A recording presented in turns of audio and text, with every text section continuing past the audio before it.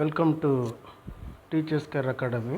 இந்த வீடியோவில் நம்ம என்ன பார்க்க போகிறோம் அப்படின்னா ஃபங்க்ஷன்ஸ் பற்றி ஆல்ரெடி நீங்கள் சி லாங்குவேஜஸ்லேயே கூட படிச்சிருக்கலாம். ஃபங்க்ஷன்ன்றது எதுக்காக நம்ம யூஸ் பண்ணுறோம் அப்படின்றத முதல்ல தெரிஞ்சுக்கணும். ஓகேங்களா? ஃபங்க்ஷன் அப்படின்னாலே function is a small program அப்படின்னு சொல்லுவாங்க. Small program. So function is a small program used to perform a specific task, a particular task. ஒரே ஒரு வேலையை திரும்பி பண்ணிக்கிட்டே இருக்கும்.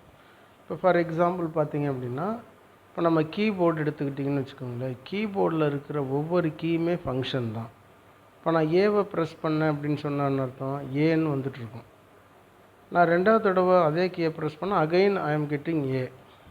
அப்போ நீங்கள் எத்தனை தடவை ப்ரெஸ் பண்ணுறீங்களோ அத்தனை தடவை அந்த ஏ வந்துக்கிட்டே இருக்கும். இப்போ நம்ம கீபோர்ட்லேயே பார்த்துருக்கலாம், மேலே ஃபங்க்ஷன் கீஸ் எல்லாம் இருக்கும். அதில் என்னது, ஒவ்வொரு கீக்கும் ஒரு ஃபங்க்ஷன் என்ன பண்ணியிருப்பாங்க, அதில் ஆட்டோமேட் பண்ணி வச்சுருப்பாங்க. நீங்கள் அதை ப்ரெஸ் பண்ணிங்கன்னா அந்த ஃபங்க்ஷன் வந்து எக்ஸிக்யூட் ஆகும். அப்போ கீபோர்டில் இருக்கிற ஒவ்வொரு கீயுமே என்னது, ஃபங்க்ஷன் கீ தான். அதை நீங்கள் எத்தனை தடவை வேணாலும் யூஸ் பண்ணலாம். இப்போ நான் ஏன்ற கீயை எத்தனை வேணாலும் நம்ம யூஸ் பண்ணிக்கலாம்.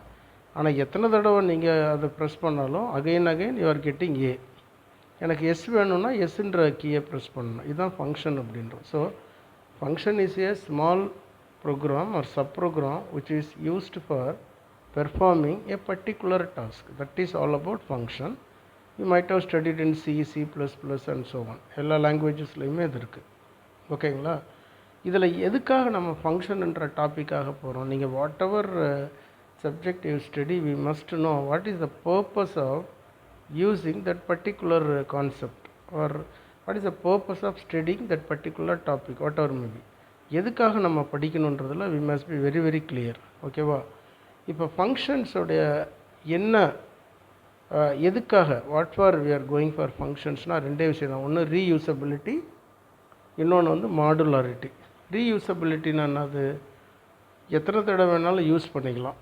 ஒரு தடவை நம்ம அதை வந்து க்ரியேட் பண்ணிட்டோம் அப்படின்னா so that can be used as many as times required. இப்போ நம்ம வீட்டில் ஒரு டம்ளர் இருக்குது அப்படின்னா தட் இஸ் ரீயூசபிள் காம்போனண்ட். நம்ம அதை என்ன பண்ணுவோம், ஒரு வருஷம் 10 வருஷம் 5 வருஷம்னு நம்ம அதை வச்சு யூஸ் பண்ணிக்கிட்டே இருப்போம். அதான் ரீயூசபிலிட்டி.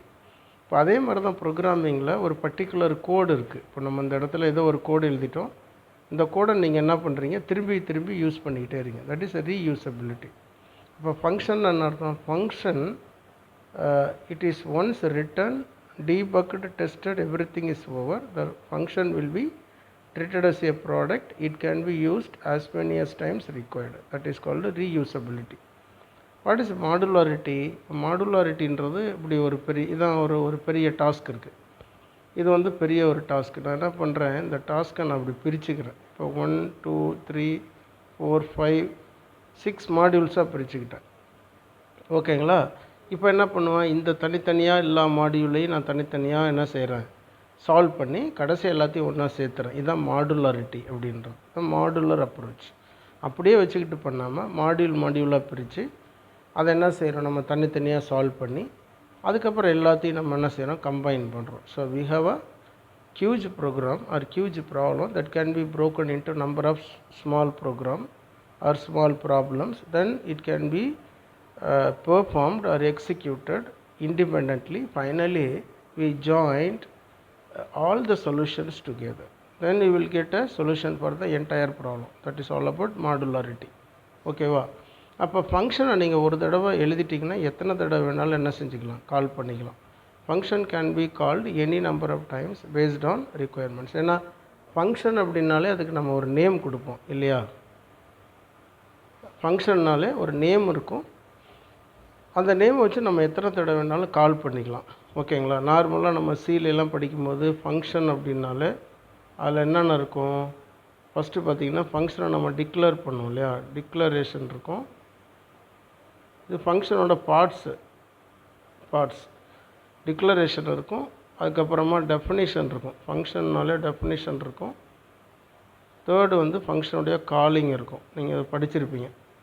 முதல்ல நம்ம ஒரு ஃபங்க்ஷனை சிலையோ அல்லது C++லையோ நான் ஒரு ஃபங்க்ஷனை எழுதணும் அப்படின்னு சொன்னால் ஃபர்ஸ்ட்டு தட் ஃபங்க்ஷனை டிக்ளேர் பண்ணணும். அந்த function must be declared. Then definition, அந்த ஃபங்க்ஷனுக்கான டெஃபினிஷன் எழுதணும். அதுக்கப்புறம் அந்த ஃபங்க்ஷனை நம்ம என்ன செய்வோம், கால் பண்ணுவோம். எத்தனை டைம் வேணாலும் கால் பண்ணிக்கலாம். According to the requirements the function can be called any number of times. So that is all about functions. நீங்கள் ஆல்ரெடி இதெல்லாம் படிச்சிருப்பீங்க. இப்போ ஃபங்க்ஷனில் பார்த்திங்கன்னா 2 டைப் இருக்குது. ஃபங்க்ஷனில் வந்து we have a 2 types. One is built-in function, one is built-in functions or standard function or library functions அப்படின்னு சொல்லுவாங்க. இந்த ஃபங்க்ஷன்ஸ் வந்து அதிலே இருக்கும், கம்ப்யூட்டர்லேயே இருக்கும். நம்ம சி படிக்கிறீங்கன்னா அதிலே சில பில்ட்இன் ஃபங்க்ஷன்ஸ்லாம் இருக்கும். அதை நம்ம பில்ட்இன் ஃபங்க்ஷன்ஸ்னு சொல்லலாம். ஸ்டாண்டர்ட் ஃபங்க்ஷன், லைப்ரரி ஃபங்க்ஷன் எல்லாம் ஒன்று தான். இப்போ நீங்கள் லைப்ரரிக்கு போகிறீங்க அப்படின்னா அங்கே புக்ஸ் எல்லாம் இருக்கும். Books are available in the library. Just you can go to library, whatever book that you want to read, just you can take and read the book, then you can submit, then you can come out. So that is happening in library. That is called a library functions.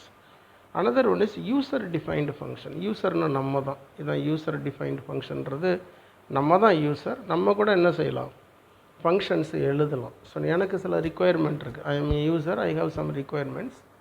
I want to execute or perform my requirements. I can write our own functions. That is all about user defined function. So ஆனால் இங்கே பொறுத்தளவுக்கு நம்ம user defined ஃபங்க்ஷனை பற்றி படிக்க போகிறதில்ல. we are not at all going to study about user defined functions. We are going to study about built-in functions or standard functions. Okay, சரி. இந்த standard ஃபங்க்ஷன்ஸில் we have 2 types. One is single line, another one is multi-line functions. இப்போ நம்ம படிக்க போகிறது built-in functions தான். அதில் பார்த்திங்கன்னா 2 type இருக்குது. ஒன்று வந்து சிங்கிள் லைன் அப்படின்னு சொல்லுவாங்க, அல்லது ரோ ஃபங்க்ஷன்ஸ் அப்படின்றது. Another one is multi line or group or aggregate functions அப்படிமா. இப்போ சிங்கிள் லைன் அப்படின்னு சொன்னால் அது என்னது, ஒரே ஒரு ரோ தான் இருக்கும், ஒரே ஒரு ரோ இருக்கும். இப்போ for example sine function, cos ஃபங்க்ஷன்லாம் படிச்சிருப்பீங்க. அதெல்லாம் சிங்கிள் ரோ ஃபங்க்ஷன்ஸ். அதில் multi line, group, aggregate functions அப்படின்னா அதுக்கு ஒரு டேபிள் வேணும். டேபிள் இருந்தால் தான் இந்த அக்ரிகேட் ஃபங்க்ஷனை பண்ண முடியும். ஆனால் சிங்கிள் லைன் ஃபங்க்ஷன்ஸுக்கு ரோ தேவையில்லை, அதாவது டேபிள் தேவையில்லை. ஓகேவா. நெக்ஸ்ட்டு பாருங்கள், single line function or row functions. ஓகேவா. இந்த சிங்கிள் லைன் ஃபங்க்ஷன் ஏன் சொல்கிறாங்கன்னா, it return single value. It returns single value. It return single value. Single line or row functions ஏன் இதை சிங்கிள் லைன் அப்படின்னு சொல்கிறாங்கன்னா, return single value, that's it. ஓகேங்களா. இதில் என்ன பண்ணுவாங்கன்னா, டியூவல்னு ஒரு டேபிளை யூஸ் பண்ணுவாங்க. டியூவல் டேபிள் அப்படின்னா in fetching the values for single line functions. Dual டேபிள்னால் என்னென்னா, இட்ஸ் அ விர்ச்சுவல் டேபிள். விர்ச்சுவல்னா இமேஜினரி டேபிள் ஆர் சிஸ்டம் டேபிள்னு சொல்லலாம், ஆர் விர்ச்சுவல் டேபிள்னு சொல்லலாம், which contains single row and single column. What is the intersection of single row and single column? செல்லை தான் நம்ம என்ன சொல்லுவோம், so intersection of single row and single column. So இது வந்து சில நேரத்தில் கேட்பாங்க. எக்ஸாம்பிள் பார்த்தீங்கன்னா டியூவல் டேபிள்னால் என்னன்னு கேட்பாங்க. So dual table is a virtual table or system table which contains single row and single column. Okay, ஒரே ஒரு வேல்யூ மட்டும் பண்ணும். இப்போ இந்த single line or row functions வந்து இதில் சில கேட்டகரிஸ்லாம் இருக்குது. அதை என்ன பண்ணுவாங்கன்னா, மேத்தமெட்டிக்கல் ஃபங்க்ஷன்ஸ் ஆர் நியூமரிக் ஃபங்க்ஷன்ஸ்னு சொல்லலாம். நெக்ஸ்ட்டு பார்த்தீங்க அப்படின்னா, இது என்ன செய்யும், மேத்தமெட்டிக்கல் ஃபங்க்ஷன்ஸ்னால் உங்கள் எல்லாருக்குமே தெரிஞ்சிருக்கும். அது வந்து இன்புட்டாக கொடுக்குறது நம்ம என்ன செய்வோம், நியூமரிக் டேட்டா தான் கொடுப்போம், நம்பர் கொடுப்போம். அது ரிசல்ட்டும் நமக்கு நம்பர் தான் வரும். அதுக்கப்புறம் string or character functions, string functions. இதில் நம்ம என்ன செய்வோம், கேரக்டர்ஸை வந்து இன்புட்டாக கொடுப்போம். ஓகேவா. இதோட அவுட்புட் வந்து கேரக்டரும் வரும், வேல்யூஸும் வரும். ஓகேங்களா. அதுக்கப்புறம் டேட் அண்ட் டைம் ஃபங்க்ஷன்ஸ் இருக்குது. ஓகேவா. இதில் வந்து பார்த்திங்கன்னா டேட்டுன்னு ஒரு டேட்டா டைப். இன்புட் வந்து டேட்டு தான் கொடுப்போம். ஆனால் எதை அதை ரிட்டர்ன் பண்ணும் அப்படின்னு சொன்னால், டேட்டா தான் ரிட்டர்ன் பண்ணும். எக்ஸப்ட் மந்த்ஸ் பிட்வீன் ஒரு ஃபங்க்ஷன் இருக்குது, அந்த ஃபங்க்ஷன் மட்டும் நம்பரை ரிட்டர்ன் பண்ணும். ஓகேவா. தென் கன்வர்ஷன் ஃபங்க்ஷன்ஸ். கன்வர்ஷன் ஃபங்க்ஷன்ஸ்னால் எப்படி சொல்கிறது, வந்து டூ கேரக்டர்னால் கேரக்டராக மாற்றுறது, டூ நம்பர்னால் நம்பராக மாற்றுறது, டூ டேட்டுனா டேட்டா மாற்றுறது, வேறொரு டேட்டா டைப்லேருந்து. இப்போ ஃபார் எக்ஸாம்பிள் நம்பரை கேரக்டராக மாற்றலாம், கேரக்டரை நம்பராக மாற்றலாம். இது மாதிரி வர்றது வந்து கன்வர்ஷன் ஃபங்க்ஷன்ஸ். நீங்கள் வந்து சிஇலாம் கூட டைப் கன்வர்ஷன்லாம் அது மாதிரிலாம் படிச்சிருப்போம். அந்த மாதிரி ஃபங்க்ஷன்ஸ் இருக்குது. ஓகேவா. எக்ஸாம்பிள் பார்த்தா புரிஞ்சிடும். இப்போ பாருங்கள், டைப்ஸ் ஆஃப் ஃபங்க்ஷன்ஸ் வந்து we have 2 types. One is single line function, another one is multi line function. Single line function என்னது, which always return single value, that's it. ஓகேவா. இப்போ இதில் பாருங்கள், இதை எப்படி கொடுக்கணும் அப்படின்னா, இப்போ அப்சல்யூட்னு ஒரு ஃபங்க்ஷன் இருக்குது. அப்சல்யூட் ஃபங்க்ஷன்ன்றது அது it returns absolute value. Absolute வேல்யூன்னா என்ன அர்த்தம்னா எப்போயுமே அது பாசிட்டிவ் வேல்யூஸை தான் ரிட்டர்ன் பண்ணும். இப்போ எக்ஸாம்பிள் எப்படி கொடுக்கணுன்னா செலக்ட்டு ஏபிஎஸ் -21 ஃப்ரம் டியூவல் அப்படின்னு கொடுத்துட்டிங்கன்னா மைனஸில் கொடுக்குறோம் இல்லையா, இது வந்து ப்ளஸில் ரிட்டர்ன் பண்ணு, returns positive value. Select ABS of 40 from டியூவல்னால் அகைன் இட் ரிட்டர்ன்ஸ் 40. இது என்னென்னா மைனஸாக இருந்தால் பாசிட்டிவாக மாற்றிங்க, பாசிட்டிவாக இருந்தால் பாசிட்டிவ்னே வச்சுக்கும். அப்போ அப்சல்யூட் வேல்யூன்றது it returns absolute value, it always returns positive value, பாசிட்டிவாக ரிட்டர்ன் பண்ணும். இப்போ ட்ரங்கேட் அப்படின்னா ட்ரங்கேட் பண்ணும். இப்போ டெசிமல் பார்ட்டை வந்து ட்ரங்கேட் பண்ணும். இப்போ பாருங்களேன், இதில் பார்த்தீங்கன்னா செலக்ட்ரு ட்ரங்கேட், ஓகேங்களா, ட்ரங்கேட்டு 12 ஃப்ரம் டியூவல் அப்படின்னு கொடுக்கணும். டியூவல் கொடுத்தீங்கன்னா என்ன ஆகும், இந்த இன்டீஜர் பார்ட்டை விட்டுறணும், இதில் எடுத்துக்கும் 3 4 5 6 இருக்கா, நீங்கள் எத்தனை டிஜிட் மட்டும் எடுத்துக்க சொல்லிங்க, 2 டிஜிட்டாக, அப்போ இந்த 2 மட்டும் எடுத்துக்கும். அப்போ உங்களுக்கு ஆன்சர் என்ன வரும், 12.34 அப்படின்னு வரும். மற்றதையெல்லாம் டிஸ்கார்ட் பண்ணிடும். அதுதான் ட்ரங்கேட் அப்படின்றது. சார் நெக்ஸ்ட்டு பாருங்கள், இப்போ செலக்ட்டு மாட் ஃபங்க்ஷன். மாட் வந்து ரிட்டர்ன்ஸ் வந்து ரிமைண்டர் வேல்யூ ரிட்டர்ன் பண்ணும். இப்போ நீங்கள் வந்து 10 3ஆல் வகுத்தீங்கன்னா மீதி என்ன வரும், உங்களுக்கு 1 தானே வரும், அதான் 1, அதான் mod. Select mod 10,3 from dual, you will get 1. It returns remainder value or carry. அதுக்கப்புறம் பார்த்திங்கன்னா round function, round select round from dual. இதில் என்னென்னா நம்ம இந்த டெசிமல் பார்ட் இருக்குல்ல, டாட்டுக்கு அப்புறம் வரதில்ல, அதை நம்ம ரவுண்ட் பண்ணுவோம். இப்போ நீங்கள் எத்தனை டிஜிட் ரவுண்ட் பண்ணணும், 2 டிஜிட். இதில் 4 டிஜிட் இருக்குது, 4 5 6 7 இருக்கு இல்லையா டாட்டுக்கு அப்புறம். இப்போ இதில் அவங்க எத்தனை டிஜிட்டை ரவுண்ட் பண்ண சொல்கிறாங்க, 2 45, மீதி 2 வேண்டாம். ஆனால் இப்படி பண்ணும்போது பக்கத்தில் உள்ள டிஜிட்டை பார்க்கும். இது 5 அண்டு அதுக்கு மேலே இருந்துச்சுன்னா ப்ரீவியஸாக உள்ளதில் ஒன்று ஆட் பண்ணிக்கும். அப்போ என்ன உங்களுக்கு வரும், 10.46 அப்படின்னு வரும். இதுதான் ரவுண்டு. ஓகேவா. நெக்ஸ்ட்டு பாருங்கள், கேரக்டர் ஃபங்க்ஷன்ஸ்லாம் என்னென்னலாம் இருக்குது அப்படின்னா செலக்ட் லோவர் ஃப்ரம் டியூவல்னால் என்ன, லோயர் கேஸாக மாற்றும். இப்போ காஞ்சின்றது கேப்ஸில் இருக்குது, அதை ஸ்மால் லெட்டராக கன்வெர்ட் பண்ணி காமிக்கும். இப்போ செலக்ட் அப்பர்னு சொல்கிறீங்கன்னா காஞ்சின்றது ஸ்மால் லெட்டரில் இருக்குது, அவுட்புட்டில் வரும்போது கேப்ஸில் வரும். இப்போ செலக்ட் லென்த் அப்படின்னா காஞ்சி, இதில் எத்தனை கேரக்டர்ஸ்ன்னு பார்க்கும், 1 2 3 4 5 6 6ன்னு ரிட்டர்ன் பண்ணும். இப்போ செலக்ட் எல்ட்ரும் அப்படின்னு சொன்ன என்ன அர்த்தம்னா ஒரு ஸ்ட்ரிங்குக்கு முன்னாடி இருக்கிற பிளாங்க் ஸ்பேஸை வெளியில் எடுத்துரும். இது அதான் எல்ட்ரும் அப்படின்னு சொல்கிறது. இது என்ன, இதுக்கு பேர் என்ன சொல்லுவோம்னா லீடிங் பிளாங்க் ஸ்பேஸ், பிளாங்க் ஸ்பேஸை வெளியில் எடுத்துரும். இதை வந்து ஃபில்டர் பண்ணி வெளியில் எடுத்துரும், அதான் காஞ்சி. இதே வந்து ஆர்ட்ரும் அப்படின்னு கொடுத்தீங்கன்னா என்ன ஆயிரும், ரைட்டில் இந்த சைடு இருக்கிற பிளாங்க் ஸ்பேஸை எடுத்துரும். இதுக்கு பேர் வந்து ட்ரெய்லிங் பிளாங்க் ஸ்பேசஸ் அப்படின்னு சொல்லுவாங்க. ட்ரெய்லிங் பிளாங்க் ஸ்பேசஸ் வந்து ரிமூவ் பண்ணிடும். நீங்கள் வந்து ட்ரிம் அப்படின்னா என்ன அர்த்தம்னா trim equal to L trim plus R trim, இதை தான் அவங்க வந்து ட்ரிம்னு சொல்லுவாங்க. என்ன செய்யும், it eliminate, this function eliminates leading blank spaces and as well as trailing blank spaces from the string. So that is all about trim function. இதெல்லாம் எக்ஸாமில் கேட்பாங்க, எல் ட்ரிம், ஆர் ட்ரிம், வெறும் ட்ரிம், இதெல்லாம் வந்து பார்த்திங்கன்னா எக்ஸாமில் அடிக்கடி கேட்குற கொஸ்டின்ஸ். அப்புறம் முக்கியமாக பார்த்திங்கன்னா சப்ஸ்ட்ரிங் அப்படின்னா ஒரு இதாக ஸ்ட்ரிங், காஞ்சிபுரன்றது ஒரு ஸ்ட்ரிங், அதில் வந்து ஒரு போர்ஷனை மட்டும் நம்ம வெளியில் எடுக்கிறது தான் சப்ஸ்ட்ரிங். ஓகேவா. இப்போ ஃபஸ்ட்டு என்னென்னா 7 அப்படின்னு சொன்னால் 7th பொசிஷன், எந்த பொசிஷனில் ஸ்டார்டிங் பொசிஷன் வந்து 7. ஆனால் இதில் என்னென்னா நார்மலாக நம்ம வந்து ஒரு அரேன்னு பார்த்தா 0ல் தான் ஸ்டார்ட் ஆகும் அரே இண்டெக்ஸு. ஆனால் இங்கே வந்து அரே இண்டெக்ஸ் வந்து ஸ்டார்ட்ஸ் ஃப்ரம் 1. அப்போ காஞ்சிபுரன்றதில் பார்த்திங்கன்னா காஞ்சி என்ன கொடுத்துருக்காங்க,